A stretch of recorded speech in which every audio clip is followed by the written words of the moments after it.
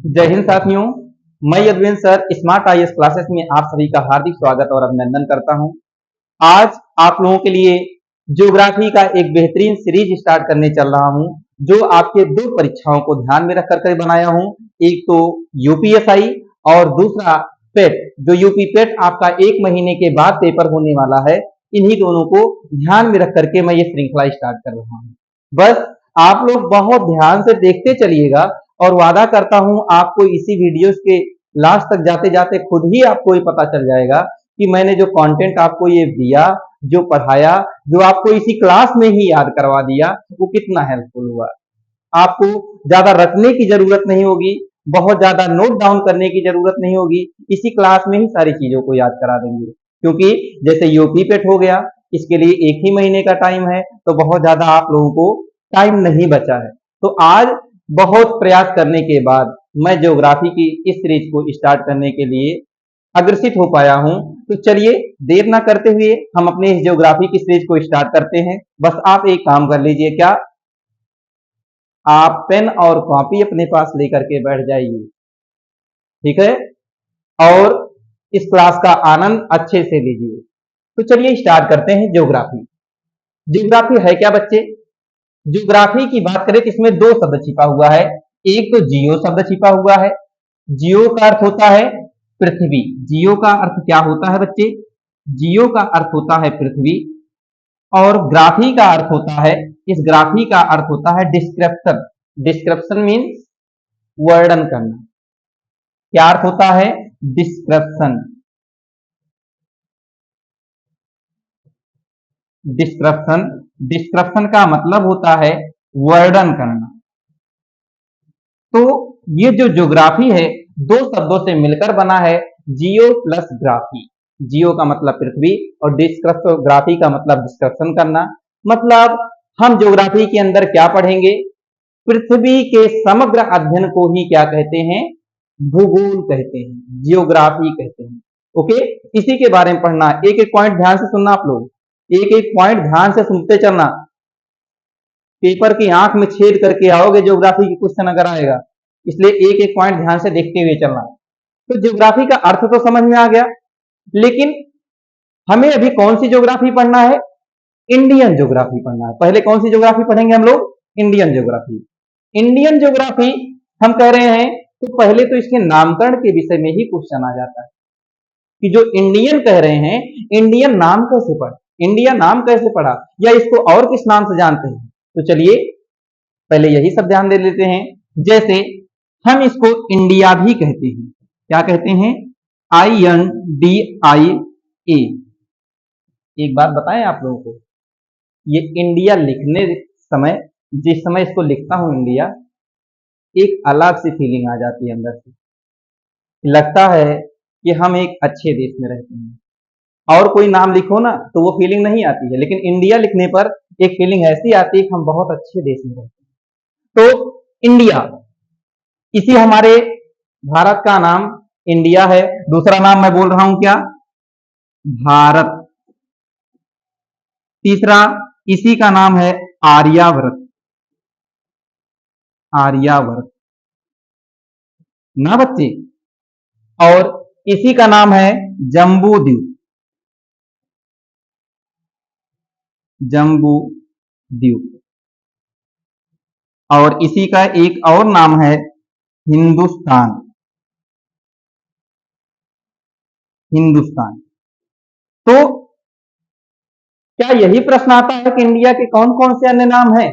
हो सकता है एक आध क्वेश्चन यही दे दे, लेकिन इंपॉर्टेंट क्वेश्चन ये नहीं है बच्चा। जो आपसे पूछा जाएगा आपके एग्जाम में, पता है क्या पूछा जाएगा? ये नाम किसने दिया, ये नाम की उत्पत्ति कहां से हुई, ये प्रश्न आता है। तो चलिए देख लेते हैं। जैसे इंडिया शब्द का नामकरण किसने किया? ग्रीक के लोगों ने। ग्रीक के लोगों ने इंडिया शब्द की उत्पत्ति की। इंडिया शब्द कहां से लिया गया है? ग्रीक के द्वारा। वही दूसरा शब्द क्या है? भारत। भारत शब्द जब आर्य भारत आए थे, तो आर्यों में, इन्हीं आर्यों में एक, इन्हीं जो आर्य आए थे, आर्यों में एक शक्तिशाली राजा हुए, शक्तिशाली राजा हुए, और उन्हीं राजा का नाम क्या था? भरत। इन्हीं भरत के नाम पर इंडिया का नाम भारत पड़ गया। सुनते चलिए। उसके बाद आर्यावर्त की बात आता है। आर्यावर्त नाम किसने रखा? आर्यावर्त का नाम आर्यों ने रखा। आर्य के नाम पर इसका नाम क्या पड़ गया बच्चा? आर्यावर्त पड़ गया। ऐसे ही जम्बूद्वीप, जम्बूद्वीप पुराणों के माध्यम से नाम आता है। जो हमारे पुराण हैं, पुराण में क्या नाम मिलता है इसका? पुराण में हमारे भारत को जम्बूद्वीप कहा गया है। पुराणों में किस नाम से जाना जाता है? जम्बू के नाम से जाना जाता है। वहीं जो ईरानी समुदाय था या जो मिशनरी लोग रहते थे, ये क्या कहे इसको? हिंदुस्तान कहे। इस प्रकार से इसके नाम है। इसका एक स्क्रीनशॉट आप लोग ले लीजिए। किस नाम से किसको जानते थे बेटा? ये आता है कि जो ईसाई लोग थे, ईसाई किस नाम से इसको जानते थे? ईसाई मिशनरी, ईसाई लोग इसको हिंदुस्तान। और फिर से देखिएगा, फिर से एक बार देख लीजिए ताकि भूलो मत इस चीज को। जरा देखो, इंडिया ग्रीक के लोग कहते थे, भारत आर्य के शक्तिशाली राजा भरत थे, उनके नाम पर इसको भारत कहा गया। आर्यावर्त, आर्य लोग आए थे भारत, आर्य के नाम पर इसको आर्यावर्त कह दिए। और जम्बूद्वीप पुराणों में ही इसका नाम पढ़े होंगे, जम्बूद्वीपे भरत खंडे। ठीक, तो यही है बेटा जम्बूद्वीप। इसी को ही और एक नाम से जानते हैं, किस नाम से? हिंदुस्तान नाम से जानते हैं। उम्मीद करते हैं इसमें थोड़ी सी भी प्रॉब्लम नहीं होगी। आप लोग समझ लिए होंगे कि भारत को किस किस नाम से और क्यों जानते हैं इसको किस किस नाम से।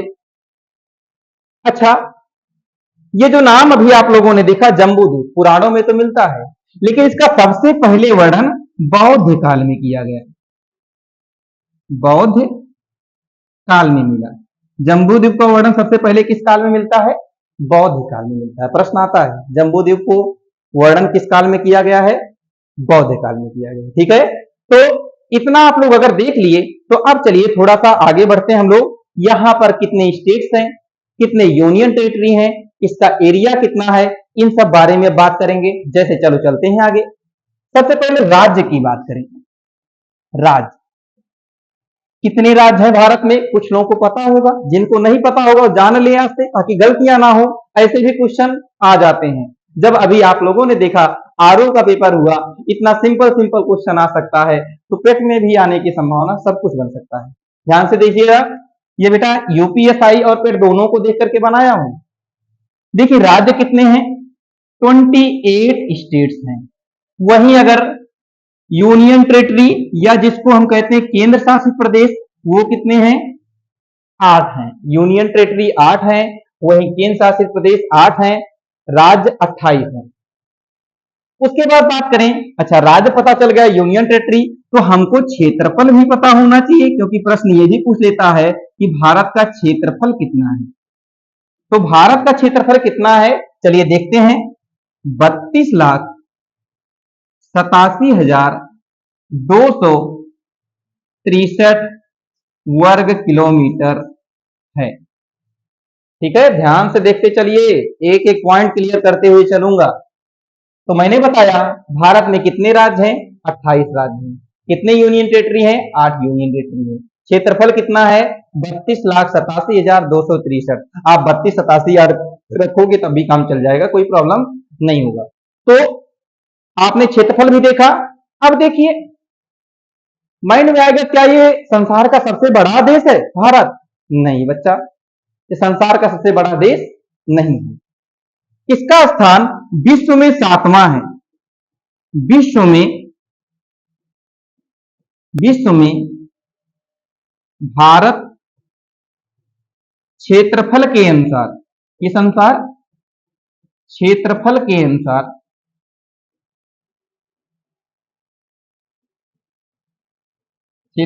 अनुसार 7वें स्थान पर है। 7वें स्थान पर है,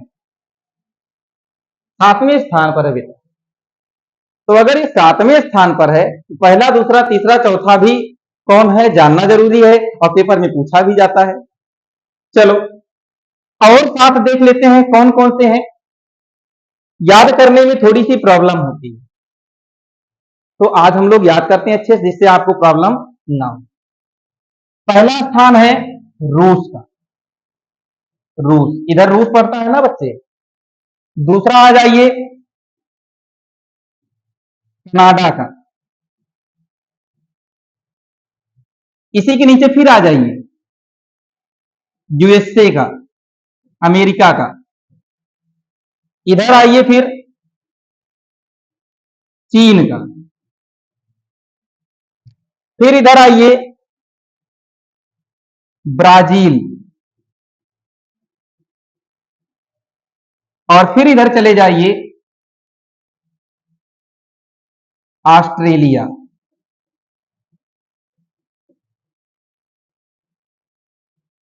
ऑस्ट्रेलिया।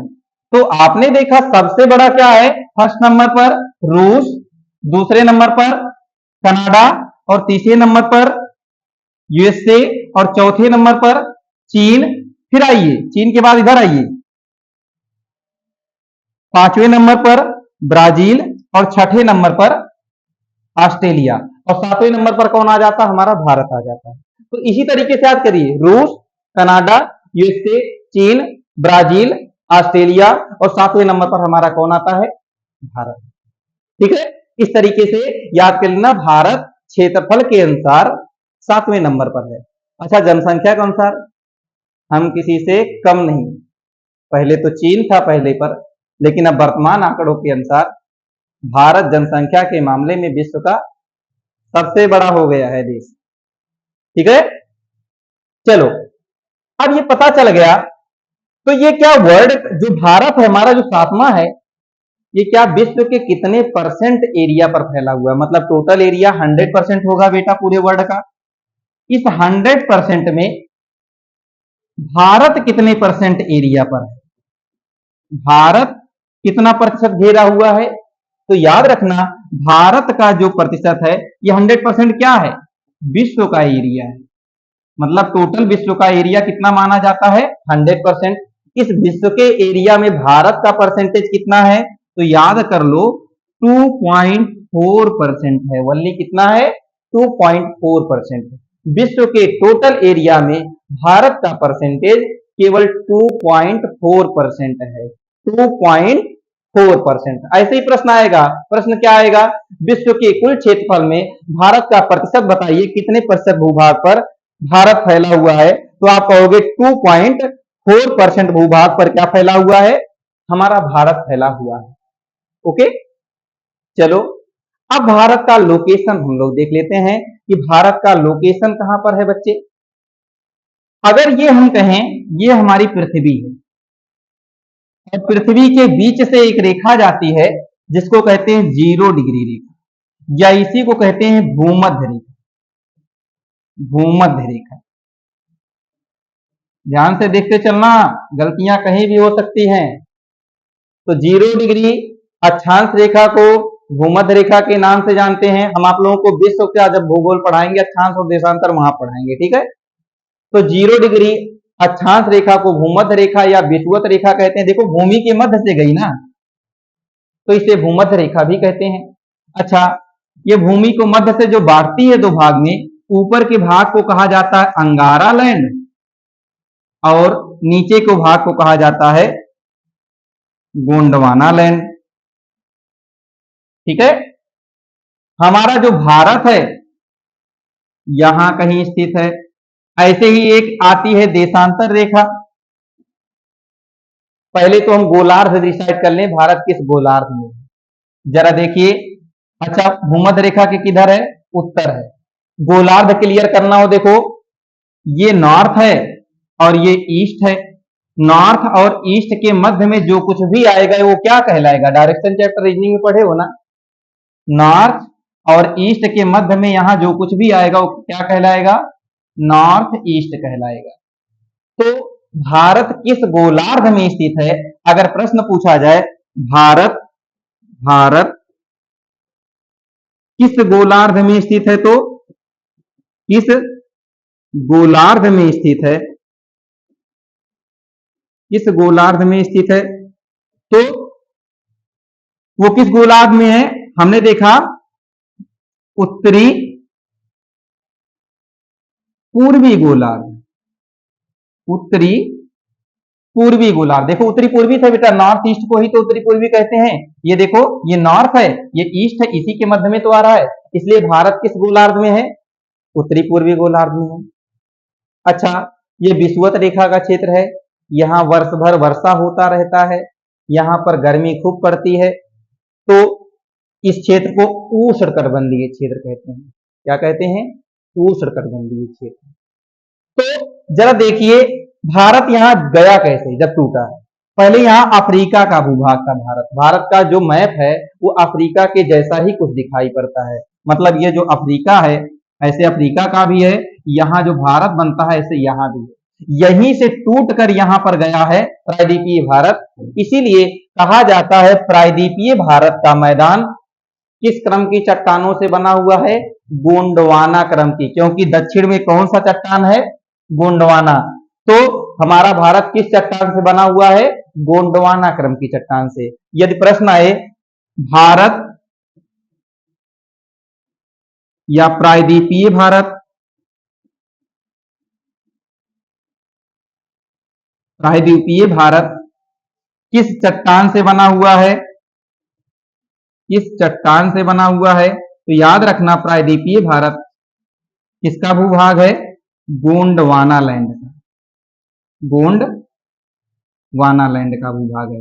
एक एक पॉइंट में दम है, सब याद करते हुए चलो, ऐसे आप लोग चुटकियों में सब याद करेंगे, बस देखते चलिए।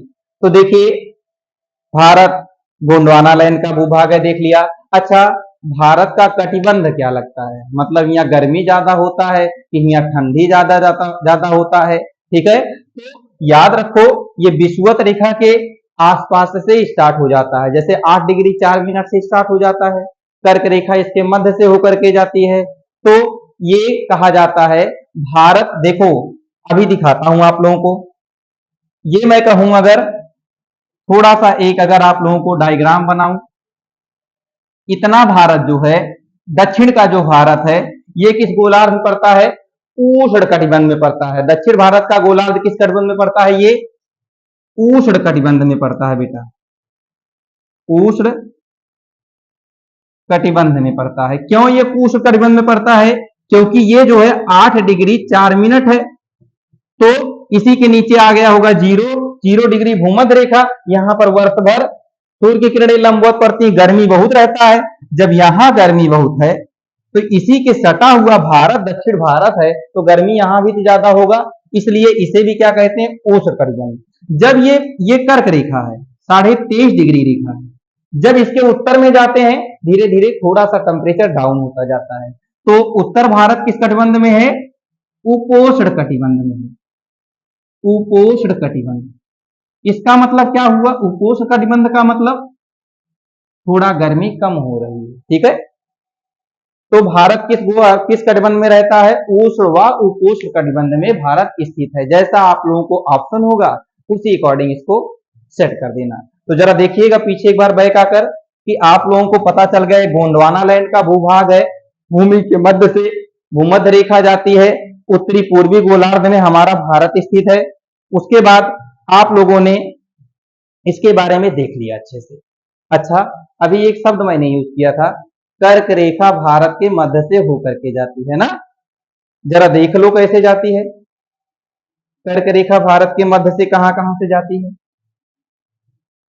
अच्छा, एक प्रश्न आता है, चलो ऐसे हम आप लोगों को ये एक इमेजिनरी फिगर बना रहा हूं बेटा, ये तो इंडिया का फिगर नहीं, आप लोग भी जानते हैं, मैं आप लोगों को जल्दी की वजह से थोड़ा इमेजिन करके बना रहा हूं।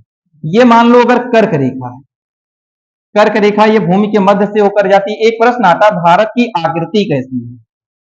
भारत की आकृति कैसी है? जरा देख के बताइए आप लोग, भारत की आकृति कैसी लग रही है? कैसी लग रही है? चतुष्कोणीय या चतुष्फलकीय? चतुष्कोणीय, 4 कोण बन रहे हैं ना बच्चे, 1 2 3 4, या 4 फलक बन रहे हैं ना, 1 2 3 4। तो भारत की आकृति चतुष्कोणीय या चतुष्फलकीय है। चतुष्कोणीय या चतुष्फलकीय, ऐसे डायरेक्ट क्वेश्चन आएगा, भारत की आकृति कैसी है, तो चतुष्कोणीय या चतुष्फलकीय। अच्छा, कर्क रेखा भारत के मध्य से होकर के जाती है। कर्क रेखा स्टार पॉइंट में क्या लिखना है, कर्क रेखा जिसको क्या कहते हैं, 23.5 डिग्री उत्तरी अक्षांश रेखा, उत्तरी अक्षांश रेखा भारत के मध्य से होकर के जाती है, भारत के मध्य से होकर के जाती है। अच्छा, भारत के मध्य से होकर के जाती है, बहुत ध्यान से देखते रहिए, लिखते रहिए एक पॉइंट।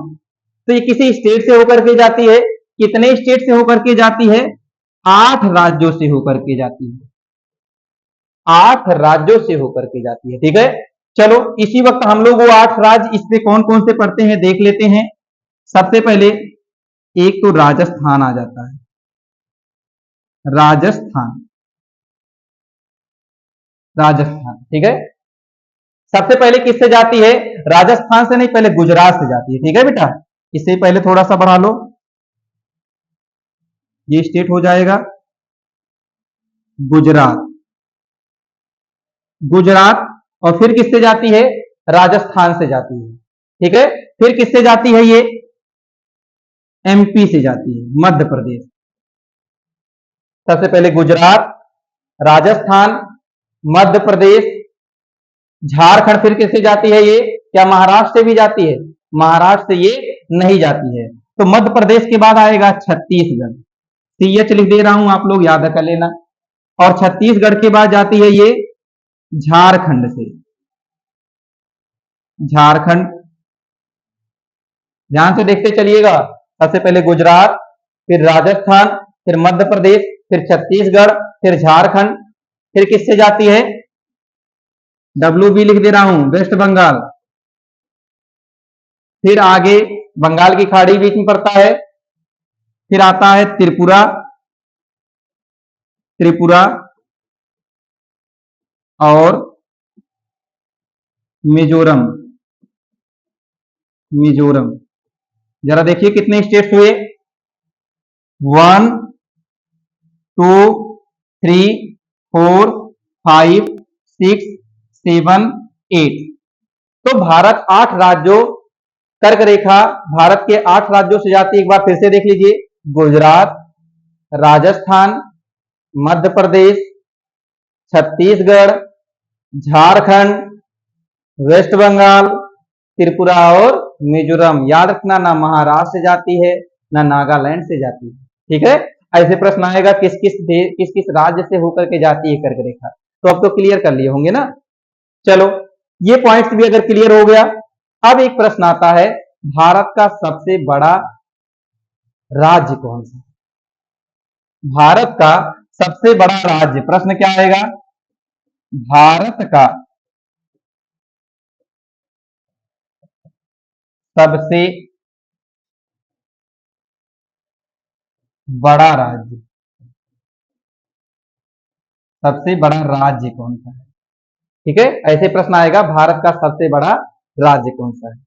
तो याद रखना, भारत का सबसे बड़ा राज्य कौन सा है, राज्य कह रहा है ना, राज्य से याद कर लो, सबसे बड़ा राज्य राजस्थान ही है। क्षेत्रफल के अकॉर्डिंग मैं बता रहा हूं बच्चे, किस अकॉर्डिंग बता रहा हूं, क्षेत्रफल के अकॉर्डिंग। तो सबसे बड़ा राज्य कौन सा है, राजस्थान, राजस्थान। और राजस्थान के बाद कौन है, मध्य प्रदेश, मध्य प्रदेश।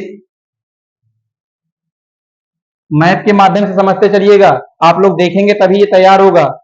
राजस्थान, मध्य प्रदेश, उसके बाद महाराष्ट्र, और चौथे नंबर पर किसका एरिया आ जाता है, चौथे पर अपना यूपी आ जाता है बेटा, और पांचवें पर गुजरात। ओके, पहले राजस्थान, मध्य प्रदेश, महाराष्ट्र, उत्तर प्रदेश और गुजरात। इसको आप लोग सबसे अच्छा तरीका होता है कि आप इसमें देख लें, इससे अच्छा कुछ नहीं होता है। सबसे नंबर 1 पर ये राजस्थान है, ये एरिया बेटा किसका होता है? नंबर 1 पर ये राजस्थान हो गए, राजस्थान, ठीक है, राजस्थान। मैपिंग के माध्यम से तैयार करेंगे, कभी नहीं भूलेंगे। पहले पर राजस्थान, दूसरे पर मध्य प्रदेश और तीसरे पर महाराष्ट्र और चौथे पर अपना यूपी और पांचवें पर गुजरात। तो देखिए कैसे गया सीरीज आप लोगों का, जरा ध्यान दीजिएगा। राजस्थान, एमपी, महाराष्ट्र, महाराष्ट्र के बाद फिर कहां चला गया? यूपी, और यूपी के बाद चला आया गुजरात। ठीक है बच्चे, तो आप लोगों ने राज्यों का क्रम देख लिया, बहुत अच्छे से तैयार हो रहा है ना। ऐसे तैयार करते चलना है, झिंगा लाला होगा अभी देखना, सब बहुत कुछ तैयार कर ले जाओगे। अच्छा, यहीं पर अगर राज्यों को देख लिए, बड़े राज्यों को देख लिए, तो छोटे राज्यों को भी देख लेना जरूरी है, क्योंकि छोटे राज्य भी पूछे जा सकते हैं। छोटे राज्यों का क्या है क्रम, तो चलो छोटे राज्यों को भी अब हम लोग जिक्र कर लेते हैं इसी जगह पर।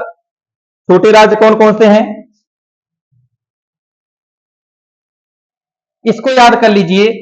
जीएसटी, जीएसटी, किसी को याद करने में दिक्कत हुई कुछ? कहोगे सर ये जीएसटी से क्या हो जाएगा? गोवा, सबसे छोटा राज्य कौन है? गोवा। दूसरा छोटा राज्य सिक्किम, सिक्किम, और टी फॉर त्रिपुरा, त्रिपुरा। ध्यान से देखते चलिए सब, ध्यान से एकदम नजरें गड़ी होनी चाहिए सबकी, और नोट करते रहो। तो ये तो याद हो गया। मान लो और पूछ लिया तो, और पूछ लिया तो क्या होगा? तो आगे क्या आ जाएगा बेटा? इसके आगे अगला है एन, नागालैंड, नागालैंड, और एम, मिजोरम। तो ये 5 आप लोगों के राज्य हैं छोटे, मतलब जो क्षेत्रफल के अकॉर्डिंग छोटे राज्य हैं वो कौन कौन से? सबसे छोटा राज्य है गोवा, गोवा के बाद सिक्किम, सिक्किम के बाद त्रिपुरा, त्रिपुरा के बाद नागालैंड, नागालैंड के बाद मिजोरम। अच्छा, एक बार रिकॉल करो मेरे साथ। सबसे बड़े राज्य राजस्थान, मध्य प्रदेश, महाराष्ट्र, उत्तर प्रदेश, गुजरात। छोटे राज्यों में जीएसटी गोवा, सिक्किम, त्रिपुरा, नागालैंड, मिजोरम। देखो कैसे याद हो रहा है आप लोगों को, कुछ भी नहीं करना पड़ रहा है। अरे बस ऐसे देखते चलो, अभी देखो क्या क्या याद करा देता हूं आपको। चलिए और बात कर लेते हैं। पूछ सकते पूछ लिया आपने से, सबसे बड़ा जिला कौन सा है? राज्य के बाद अब जिले पे आ जाओ। चलो जिले को भी देख लो, जिले कौन कौन से हैं? जिला, भारत का सबसे बड़ा जिला कौन सा है? बड़ा जिला, भारत का सबसे बड़ा जिला कौन सा है? पहला तो कच्छ, कच्छ। कच्छ कहां पड़ता है? गुजरात में पड़ता है। कच्छ कहां पड़ता है? गुजरात में पड़ता है। कच्छ कहां पड़ता है? गुजरात। अच्छा, इसको एक ट्रिक बता दूं आप लोगों को, ट्रिक समझ लीजिए, कभी नहीं भूलेंगे फिर। यहां लिख देता हूं ट्रिक, का, ले, जा, बी, बा। ये ट्रिक है बेटा, का, ले, जा, बी, बा। चलो अब तैयार करवा दूं आप लोग कैसे। का से क्या हो जाएगा? कच्छ, सबसे बड़ा जिला कौन है? कच्छ है। ले से क्या हो जाएगा दूसरे नंबर पर? ले। जा से क्या हो जाएगा? जैसलमेर, जैसलमेर। और बी से क्या हो जाएगा? बीकानेर, बीकानेर। बस देखते चलिए, सब तैयार हो रहा होगा, एक भी छूटेगा नहीं, सब तैयार हो रहा होगा। अगला बीकानेर के बाद बाड़मेर। तो देखा सबसे बड़ा जिला कौन सा है? कच्छ। कच्छ के बाद क्या है? लेह। लेह के बाद जैसलमेर। जैसलमेर के बाद बीकानेर और बीकानेर के बाद बाड़मेर। ट्रिक क्या थी? कलेजा बीबा, कलेजा बीबा, कलेजा बीबा। ठीक है। अच्छा, ये कच्छ कहां पड़ता है? कच्छ तो गुजरात में पड़ता है। तो लेह कहां पड़ता है? लेह लद्दाख में पड़ता है। लेह कहां पड़ता है? लद्दाख में पड़ता है। और बाकी ये तीनों कहां पड़ते हैं? ये तीनों राजस्थान, जो कि क्षेत्रफल की दृष्टि से क्या है? सबसे बड़ा राज्य है। ठीक है। तो कच्छ, लेह, जैसलमेर, बीकानेर, बाड़मेर। देखो कैसे चुटकियों में याद हो रहा है ना सब कुछ। चलो, अगर बड़े जिले पूछे गए तो छोटा भी जिला पूछा जा सकता है। छोटे जिले को भी यही जिक्र कर लेते हैं हम लोग। बड़े जिलों के बाद यहीं पर हम लोग छोटे जिले भी देख लेते हैं। छोटा जिला कौन सा है? भारत का सबसे छोटा जिला है कौन सा? छोटा जिला, भारत का सबसे छोटा जिला कौन सा है? तो भारत का सबसे छोटा जिला माहे है। माहे। और माहे कहां पड़ता है बेटा? माहे पर अधिकार किसका है? पुडुचेरी का अधिकार है। पुडुचेरी का अधिकार है। माहे पड़ता कहां पर है? केरल में पड़ता है। अच्छा, ये जो पुडुचेरी है इसका विस्तार 3 राज्यों में है बेटा। 3 राज्यों में है। उन तीनों राज्यों को आप लोग देखना चाहेंगे, मैं दिखा देता हूं। उन तीनों राज्यों को मैं आप लोगों को इसी फिगर में दिखा देता हूं कहां कहां पर है 3। जरा ध्यान दीजिएगा ध्यान से।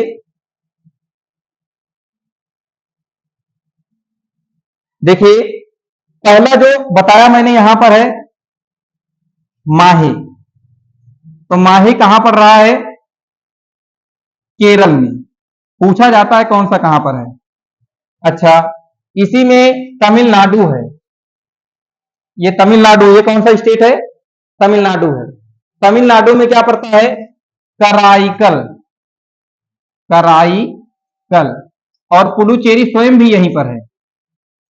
पुडुचेरी। तो कराईकल और पुडुचेरी कहां पड़ता है? ये दोनों तमिलनाडु में पड़ते हैं। वहीं ये बेटा आंध्र प्रदेश का एरिया है। आंध्र प्रदेश में क्या पड़ता है? यनम। यनम। ठीक है। तो याद रखना, माहे केरल में है, पुडुचेरी का अधिकार है सब पे, और कराईकल और पुडुचेरी तमिलनाडु में है, और यनम आंध्र प्रदेश पे है।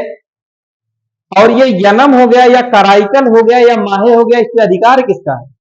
पुडुचेरी का। तो प्रश्न ये भी आ सकता है, पुडुचेरी कितने राज्यों में फैला हुआ है? तो 3 राज्यों में फैला हुआ है। किस किस नाम से?